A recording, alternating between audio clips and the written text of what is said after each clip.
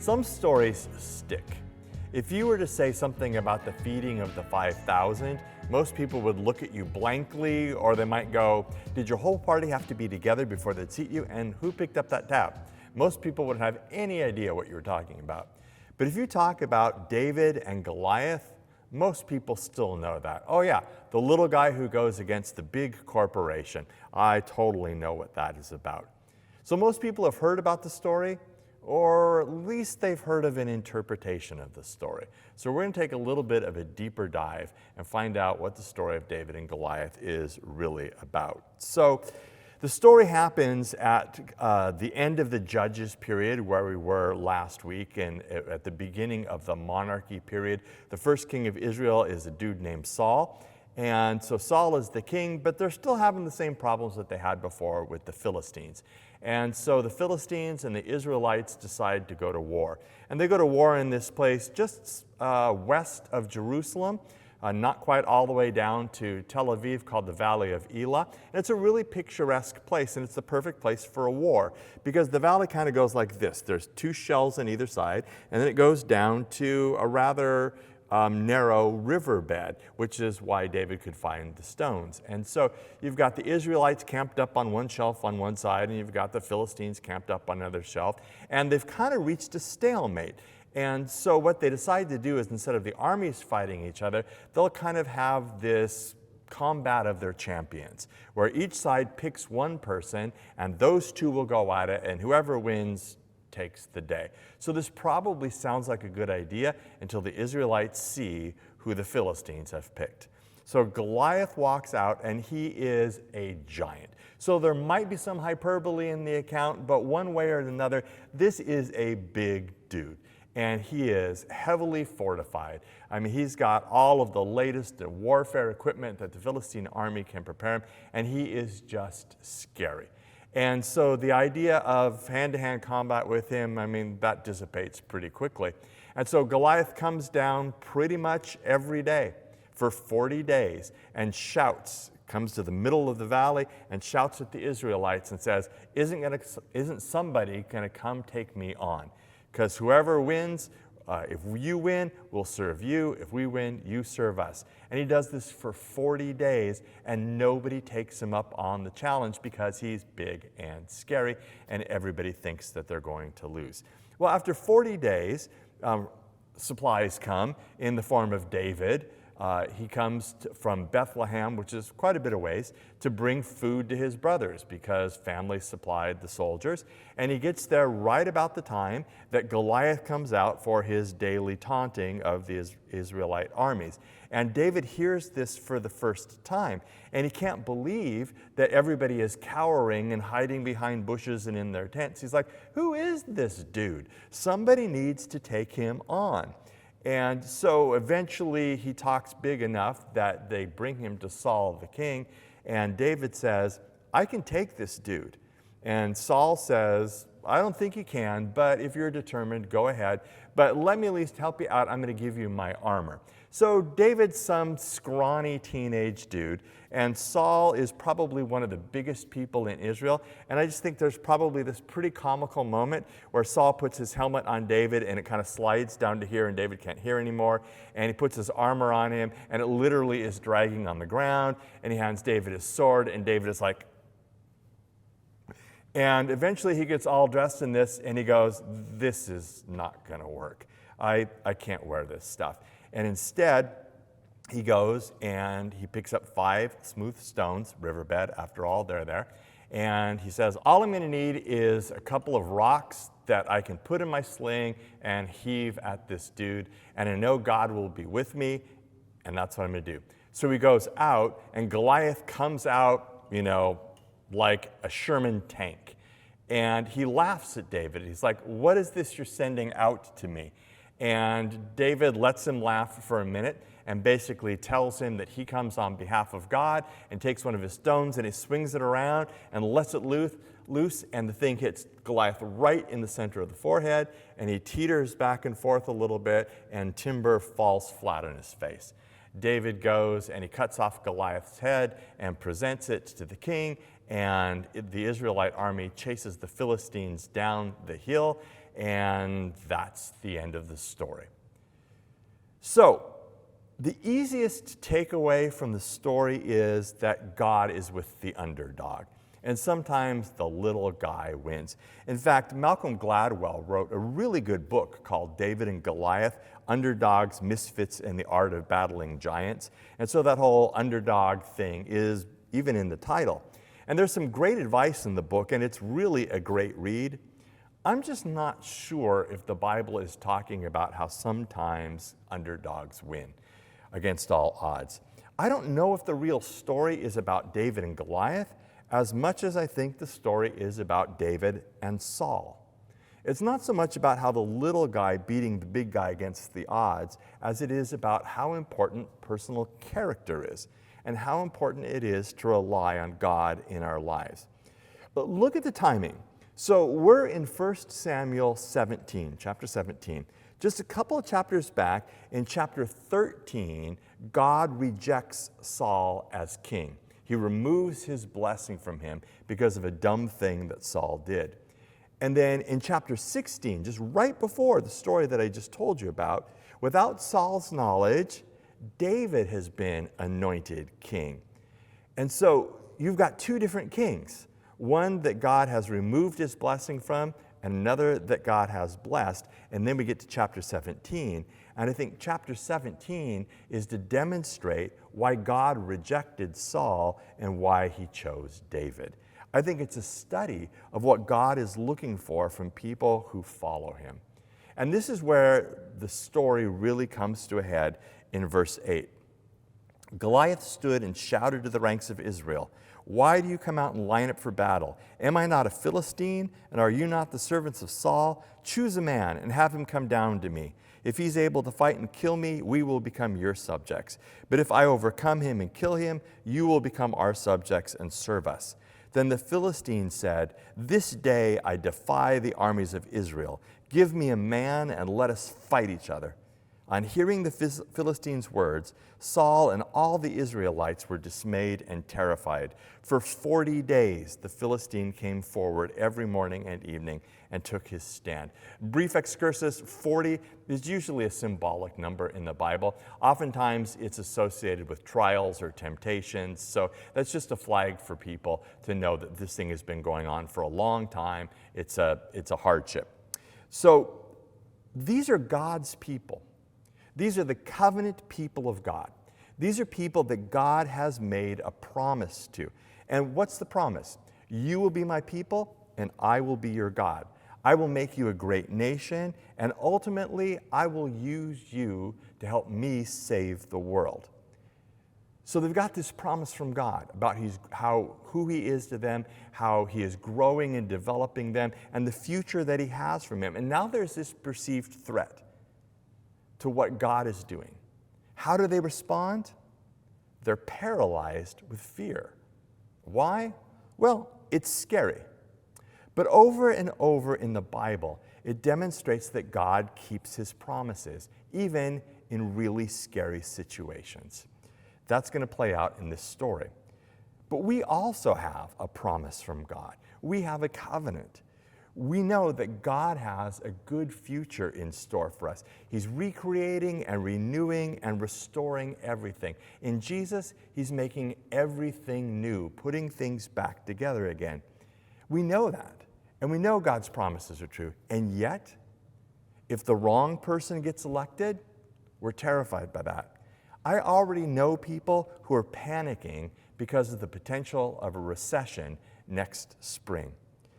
You know, every single time an angel shows up in the Bible, what's the first thing they say? Fear not.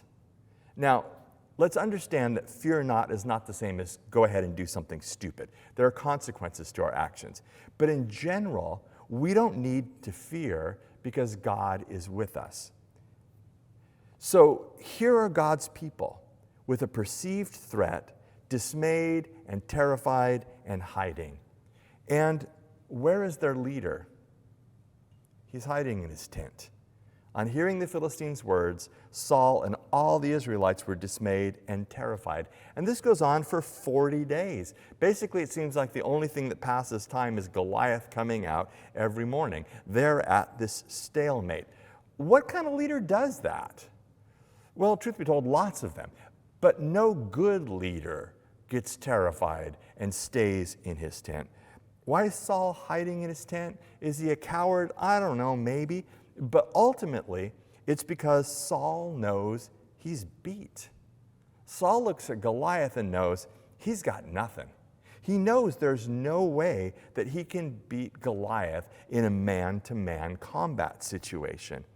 And so because he knows he's beat, he completely abandons some of the core functions of a godly leader, which are to define reality and to cast vision. Saul should be the one saying, we're the people of God. I don't know how we can do this, but we can do this because God is with us. But Saul doesn't do that because Saul is missing something huge in this equation. And I think what he's missing is the God factor. And that's the problem. That's also why in chapter 13, Saul was rejected, because he didn't wait for God. He didn't figure in the God factor. Saul always seems to think, I have all the resources I need. I don't need God. And we saw how that played out last week in Samson, but the Bible tends to be cyclical because we tend to forget the lessons. So Saul doesn't need God. He's not going to wait for God. He doesn't count on God. He doesn't rely on God. He doesn't figure God in. So there's two styles of leadership that are going to be portrayed in this story. You've got Saul, who only looks at his own resources, and you have David, who looks at God's resources. You've got two types of men. You've got one who relies on his own gifts and talents, and one who relies on the power of God in his life. And interestingly, I think, you can't tell what type of a person they are just by looking at them. We might be surprised by the people that God chooses, because I think people were surprised by what God chose there. You can't always judge a book by its cover. In 1 Samuel chapter 9, which is where Saul is called, it says that there was a man named Saul, as handsome as a young man could be found anywhere in Israel, and he was a head taller than anyone else. So Saul just looked like a king. He was big, he was handsome, he had it all. And so when Saul is rejected, Samuel the prophet, who anoints kings, goes about looking for another tall, good-looking guy. And he goes to David's father's house, and David has a bunch of brothers. He's the 8th son. And so Samuel goes to the tallest, best-looking one. And in 1 Samuel 16:7, it says, "The Lord does not look at the things people look at. People look at the outward appearance, but the Lord looks at the heart." So David's unlikely. He's the 8th son, and he's a shepherd. Apparently not over a huge group of sheep, because even his brother makes fun of the little thing that he's in charge of. He's a teenager. He's not really been proven. There are all sorts of reasons why he's a bad choice to fight Goliath and certainly to be king. But David's heart was in a different place than Saul's was. David was a sincere follower of God. Sammy McCubbins, our director of pastoral care, is reading a book that's based on the lectures of Dallas Willard. And she was telling me about it the other day. And she said one of the things that Dallas talks about is that there's a difference between being a Christian and being a disciple. Being a Christian is one thing, but what we're shooting for is being a disciple, and that's different. A disciple is someone who is intentionally following God, intentionally conforming their lives to be more like Jesus. As a church, our second organizing principle is not make Christians. Our second organizing principle is to make disciples who make other disciples. So Saul's a nominal follower of God. Oh, sure, when push comes to shove, yeah, he believes. But on a practical level, the belief never really works its way out into faith or actions. And that's probably where a lot of people find themselves today. You might be a cultural Christian, and I think that's what we're seeing a lot in politics these days. You might be a church person, You like the feel of the church, you like the community of the church, maybe you like the music, the pastor and his winsome personality. But the real question is, are you continuing to take steps to become a disciple of Jesus? David was a sincere follower of God. He's an Old Testament disciple. And because his heart was in a different place, David brings a fresh perspective to the situation. It's so easy, I think, for all of us to fall into groupthink and to lose creativity, to lose faith, and to lose the ability to see that with God, nothing is impossible. There might be some challenge in front of us, looming economic recession, whatever, and often we go, oh, that'll sink us. We can't do that thing. We don't have the resources. The challenge is too great. And we begin to talk ourselves into defeat. And I think that's what they've done here. There's this huge challenge in front of us. We can't defeat Goliath. None of us is big enough. None of us is strong enough. And so they've talked their way into defeat, and they're just sitting there wasting away, paralyzed, doing nothing. And all of a sudden, this kid shows up, this scrappy, skinny teenager, and he says, "Are you kidding? We serve the living God. He's got this." Verse 26, David asks the men standing near him, "Who is this uncircumcised Philistine that he should defy the armies of the living God?" And that question must have been a little bit jolting to them. That perspective must have been a little bit unsettling because he gets two responses for it. First of all, he gets a response from his brothers. His brothers basically say, "Shut up, you don't know what you're talking about. There's no way to do this. If there's no new way to do this, if we acknowledge that there is, it just makes us look bad, so we're just going to shut you down." And that's what they do. Not that organizations or people ever do that to other people. The other response that he gets is that enough people must think that he has a point that someone finally tells Saul, the king, "Hey, there's this kid out there who's got some crazy ideas." And more than bringing the new perspective, David sees that he probably can help. So David goes in before Saul, and David says to Saul in verse 32, "Let no one lose heart on account of this Philistine. Your servant will go and fight him. Y'all are quaking in your boots, but I'll go get it done." Now, there's a fine line between faith and stupidity. Sometimes we're like, "I can do this thing," but there's lots of things you can't do.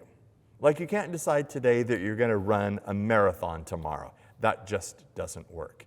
You can't go to Brendan and go, I've noticed that you could really use a bassoon player in the band, and I really feel like if I buy a bassoon player and buy a bassoon, that God will give me the ability to do that. I'm thinking that's not going to happen.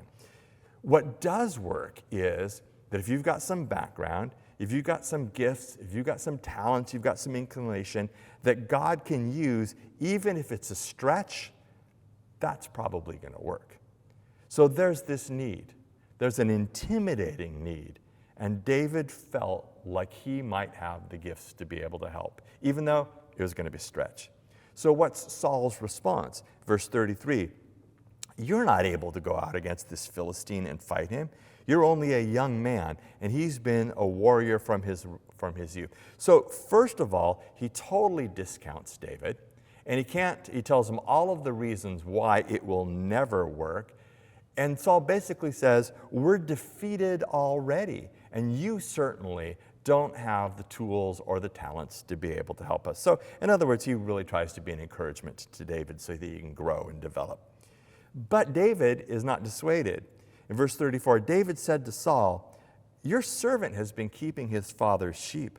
When a lion or a bear came and carried off a sheep from the flock, I went after it, struck it, and rescued the sheep from its mouth. When it turned on me, I seized it by its hair, struck it, and killed it. Your servant has killed both the lion and the bear. This uncircumcised Philistine," I just love that phrase. It's got to sound worse in Hebrew than it does in English, "will be like one of them, because he's defied the armies of the living God. The Lord who rescued me from the paw of the lion and the paw of the bear will rescue me from the hand of the Philistines. So, yeah, it's a daunting task. Yes, David is young. Yes, David doesn't have any experience in warfare. But David is remembering what God did for him in the past, and that helps him face the future. You notice that David doesn't go, ultimately, it was because of my great strength and my great hunting abilities that this happened. David credits God with saving him from the lion and from the bear in the past. And so he believes that the same God who's been with him in those fights will be with him in the fight that is to come. And one of the things that occurred to me is David didn't necessarily count the cost of the action. What he counted was the cost of inaction. He didn't camp on, this is going to be inconvenient for me, I could get hurt, this is not really what my father sent me to do, I'm not really qualified. He didn't really stop and count the cost of the action, but he realized what would happen if he didn't do anything. He realized that if someone didn't do something, they would lose. And he realized that he might be that someone. And I think that that's something that we need to think about for a while. If we're not in a war, we're in a contest in the same way. We're in a struggle between good and evil, between light and darkness, between God and Satan and all the forces of evil. And there's no neutral ground. Lives are at stake. People are at stake. Over the last couple years of COVID, the suicide rate has gone through the roof. The number of people that are struggling with depression has gone through the roof. There are people who had full lives who can't bring themselves to go back to the lives that they had before for fear or because they've gotten out of the habit or whatever. There's all these really critical things that are going on, and at one level we know it, but at the other level we're like, yeah, something should be done about that. But, I've had tickets for this concert for forever, or whatever. We see this need, but we're not motivated by the fact we might be able to help with this thing. What will happen if we forget what God has done in our lives? What will happen if we don't remember how God has worked in the past for us? What if we can only see the problems that we faced and not how God has used them to form us and develop us? What if we think that the challenging times were not from God and can't be used by God? What if we just look at the future and go, it's too hard? Then we'll end up like the Israelites in the story. We'll end up huddled in our tents, afraid to come out, and of absolutely no use to God. So after David shares about his confidence in God, Saul says, go and the Lord be with you. It's kind of like, whatever. If you think you're going to do this, give it a shot. But then at least Saul tries to be helpful. Verse 38, then Saul dressed David in his own tunic. He put a coat of armor on him and a bronze helmet on his head. David fastened on his sword over the tunic and tried walking around because he was not used to them. So Saul's like, give it a shot because I don't really have a better plan. And then I also see another failure of leadership here because Saul should have gone with him. And yet Saul just lets him go alone because Saul doesn't have any confidence that anything is going to happen. So we see where Saul's trust is. In this moment, the only trust that Saul can muster up is in his armor. And it just reminds me of Psalm 20, verse 7. Some trust in chariots and some trust in horses, but we trust in the name of the Lord our God. And here you have Saul trusting in his battle gear, and David is trusting in God instead. So Saul trusts in his armor, although not much, and David trusts in God. And I also just can't get away from the fact that Saul can only see one way to do this. He can't see how God can use something else. It's a battle, you wear armor. That's the way we've always done it before, even though I don't think it's going to work this time. But David realizes that Saul's way isn't going to work for him. Verse 39, I cannot go in these, he said to Saul, because I'm not used to them. So he took them off. Then he took his staff in his hand, chose 5 smooth stones from the stream, put them in the pouch of his shepherd's bag, and with his sling in his hand, approached the Philistine. What? Have you seen Goliath? He's armed to the teeth. And you're going to go out there with a couple of rocks? Here's the lesson that I think is right here. If God has called you into a situation, God will equip you with your unique gifts and talents. Or another way to say it is, you can't live someone else's life. You can only live yours. You have unique gifts and talents. You don't have anybody else's gifts and talents. You have yours, and God will use you and your talents. I remember when I was in seminary, I wanted to preach like my preaching professor. He was spellbinding. Oh, how I wanted to be Ian Pitt Watson and have a Scottish burr on top of it. And I wanted to sound like Lloyd John Ogilvie, who was pastor of Hollywood Presbyterian for a long time and then chaplain of the Senate, and he had this deep James Earl Jones type voice. I wanted to sound like Lloyd Ogilvie. And I wanted to preach in the style of John Huffman, who just stood up without any notes or his Bible and just talked to people and was super profound. But I had to realize that I'm not any of those people. I'm me. And God uses me with my gifts in this situation that God has put me in. So if you're in a situation, it's because God put you there, not someone else. And so God expects you to use your gifts, not someone else's gifts.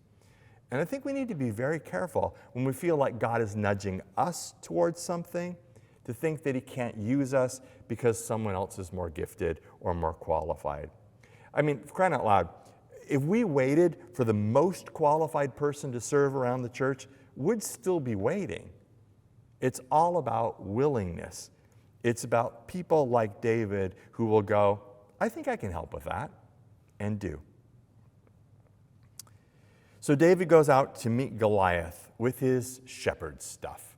He's got his staff, he's got a couple of stones, he's got his sling. He doesn't go out with Saul's stuff. And maybe Saul stays in his tent because he can't bear to watch the kid get slaughtered. But that's not how David approaches it. David embraces the God factor. Verse 41, meanwhile, the Philistine, with his shield bearer in front of him, kept coming closer to David. He looked David over and saw that he was little more than a boy, glowing with health and handsome, and he despised him. He said to David, am I a dog that you come at me with sticks? And the Philistine cursed David by his gods. Come here, he said, and I'll give your flesh to the birds and the wild animals. So this is where the rubber meets the road, right? This is when it's no longer hypothetical. Here's the obstacle right in front of you, and he wants to kill you. We might not face Goliath, but we face our own challenges. It could be cancer. It could be a severe financial setback. It could be serving in a dangerous situation. And how do you respond to that? Well, it really depends on who or what you're trusting, doesn't it? Because after he's taunted, David said to the Philistine, you come against me with sword and spear and javelin, but I come against you in the name of the Lord Almighty, the God of the armies of Israel, whom you have defied.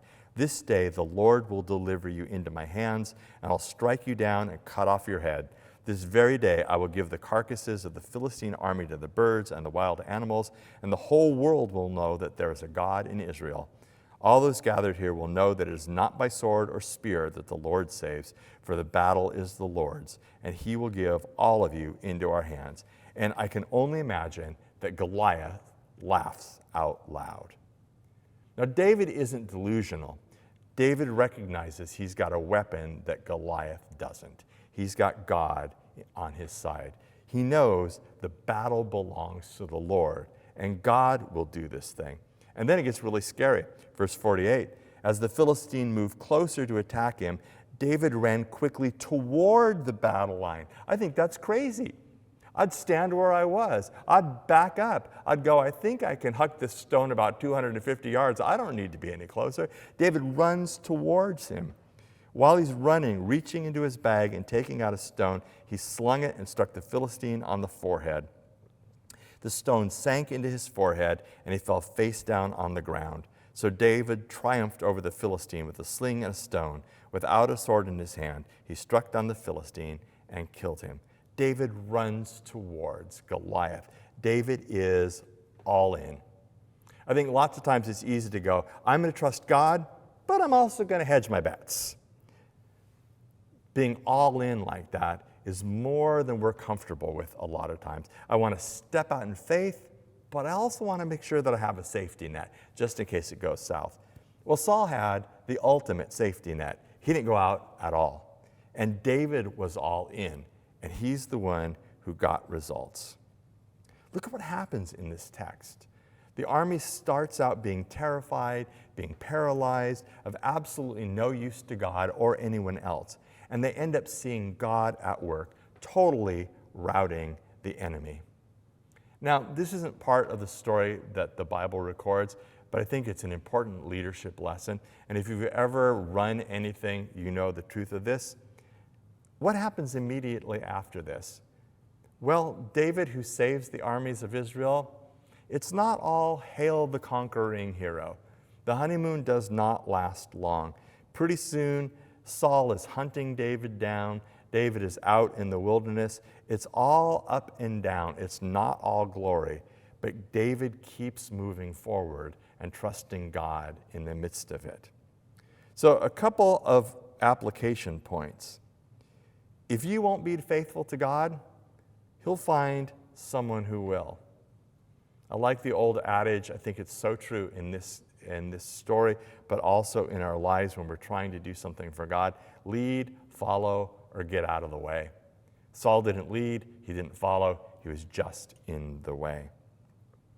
And if we're only relying on our own gifts and management skills, we're going to encounter stuff that we can't handle that will paralyze us. A bad boss, an economic downturn, a relationship that gets complicated, kids that drive us crazy. Those things will come up and we just won't have the wherewithal to handle the challenges. I think it's part of the lesson of the story of Saul and David. Saul keeps relying only on his own strength and comes up short. David constantly relies on God, and that's what God blesses. So we're talking about stories of origin. These help us to understand who we are and who God is and who we are in God. So what do we learn from this? We learn once again that God keeps His promises. We learn that God doesn't call us to things that we can't, with His help, handle. We learn that God works in ways that might surprise us, and that God uses people that might surprise us, maybe even us. We learn that God will accomplish His purposes even if we won't help.